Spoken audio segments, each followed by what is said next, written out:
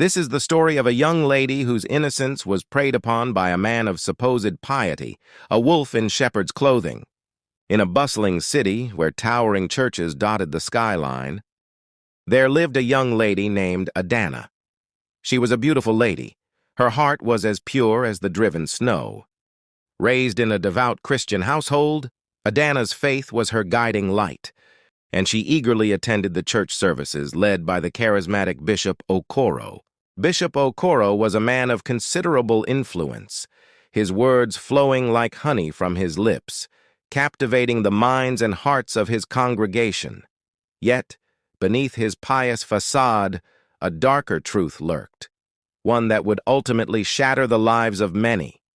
Adana, in her youthful innocence, found herself drawn to the bishop's magnetic presence. His words resonated within her, and she couldn't help but admire his apparent devotion to the Lord. Little did she know that her admiration would soon turn to anguish. It began with subtle glances and lingering touches, the bishop's gaze upon Adana burning with a desire that had nothing to do with spirituality. Slowly but surely, he wove his web of deceit, exploiting Adana's trust and vulnerability for his own carnal desires. Before long, Adana found herself caught in the bishop's twisted game, a pawn in his lascivious schemes. He would lure her into secluded corners of the church, whispering sweet things into her ear, all the while defiling her innocence with his unholy actions. But Adana was not the only victim of the bishop's depravity. As the months passed, whispers began to circulate among the congregation, tales of young women who had fallen prey to his insatiable lust. Some emerged from their encounters with swollen bellies, carrying the burden of his sins within their wombs. For those unfortunate souls, the bishop's solution was as cruel as it was unconscionable. He would arrange for back-alley abortions, ridding himself of the evidence of his transgressions, leaving the young women scarred, both physically and emotionally. Adana, blinded by her love and the bishop's manipulations, remained oblivious to the true extent of his crimes. It wasn't until she, too, found herself carrying his child that the scales began to fall from her eyes. Confronted with the truth, the bishop's veneer of piety crumbled, revealing the monster beneath. He demanded that Adana terminate the pregnancy, threatening to cast her aside and deny her the love she so desperately craved. In that moment, that Adana's strength emerged from the depths of her despair.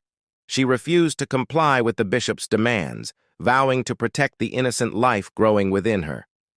Word of Adana's defiance spread like wildfire through the congregation, igniting a firestorm of outrage. One by one, the bishop's victims came forward, their voices united in a chorus of condemnation. The authorities, alerted to the bishop's heinous crimes, launched an investigation that would ultimately unravel the tangled web of deceit he had woven. Evidence piled up corroborating the harrowing accounts of abuse and exploitation. In the end, justice prevailed, and the bishop found himself stripped of his power and influence, facing the full weight of the law.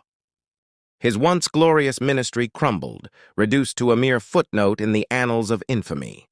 As for Adana, her path was not an easy one. She bore the weight of her child, a constant reminder of the bishop's betrayal, but also a symbol of her newfound strength and resilience.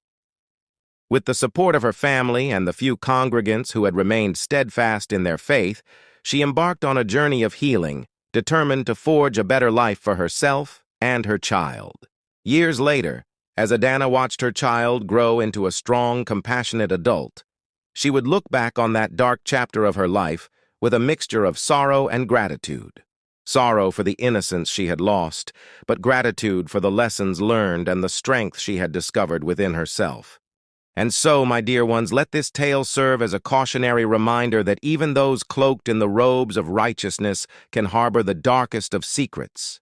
May we forever remain vigilant, questioning those who claim to hold the keys to salvation, for true piety lies not in words or appearances, but in the purity of one's heart and actions. Thanks for watching.